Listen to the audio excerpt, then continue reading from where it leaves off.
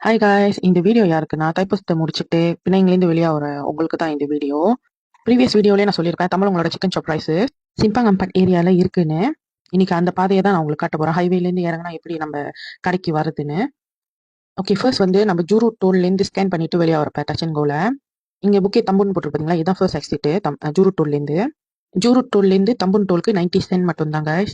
Toll விட்டு இறங்கணும்னு பார்த்தீங்கன்னா அது ஒன் வே தான். லெஃப்ட் ஹேண்ட் சைட் வளையணும். நம்ம லெஃப்ட் ஹேண்ட் சைட் வளைஞ்சு 2.2 கிலோமீட்டருக்கு ஸ்ட்ரைட்டாக போயிட்டு ரைட் ஹேண்ட் சைட் வளையணும்.